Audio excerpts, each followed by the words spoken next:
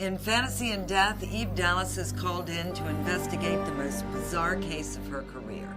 Having done 30 in-depth books, I am really so grateful because when I started the series, I thought I would be lucky to do 3. To realize I've done 10 times what I initially thought I might be able to do is just amazing to me. I'm crazy about the characters. It's so much fun for me to go back and see what they're up to.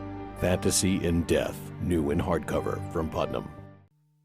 Long before Edward and Bella became household names, and before anyone had ever met a cocktail waitress named Sookie Stackhouse, Joss Whedon's television series Buffy the Vampire Slayer was a huge hit.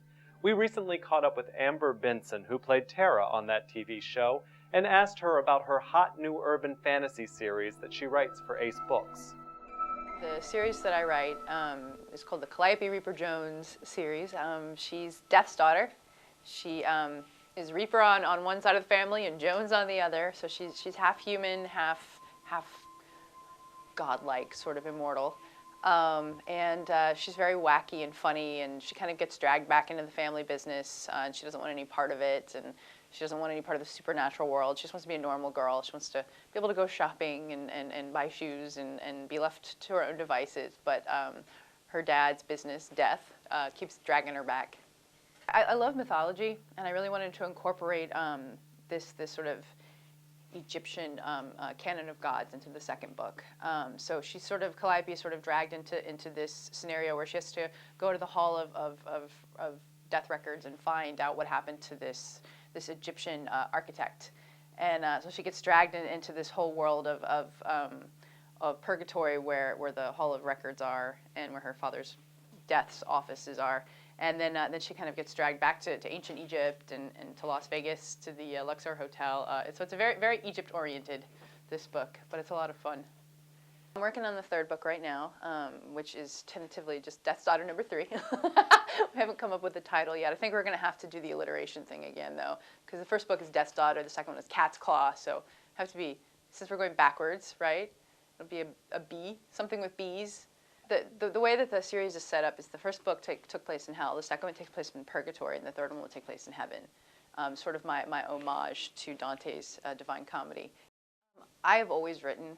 When I was younger, I liked to write bad Gothic poetry. Like flowers floating in the breeze and death and all that crap. Not a great poet, no. Enjoyed it, but not good at it. But I would write short stories and little plays. I've always written. I just felt like it was a way to sort of get out what was in my head. It was a good outlet for all the weird things that I was always thinking about. But my real passion when I was younger was acting. So I was working on that, and I had some success in that. I worked on a TV show called Buffy the Vampire Slayer, and because of Buffy, I became a published author. Basically, a guy named Christopher Golden, who's kind of my mentor, asked me if we wanted to collaborate on a comic book together based on the character that I played on that show. So we ended up writing 3 of those, and then we got approached to write something for the BBC, and then that got novelized, and that's sort of how I became an author. So I feel like I paid my dues as an actor for 15 years. Being a writer is so solitary, and everything else I do is very much a collaborative effort. My boyfriend, who's also my business partner, sort of, we directed a film together called Drones, and it was just this collaborative thing. It was just everybody had a say. You bring actors in, and they have a say, and you bring your crew in, and they have a say, and then you have writers that write it, and they have a say, and producers that are like, I don't like anything you're doing, or I love everything you're doing, So it's very much this like group effort, and then I sit by myself in a coffee shop writing books, all alone. Giggling to myself like an idiot, while everybody around me is looking at me like I'm the crazy lady with 50 cats and a push cart out front, But I enjoy it because I spend so much time dealing with other people that to have a little alone time is actually really nice.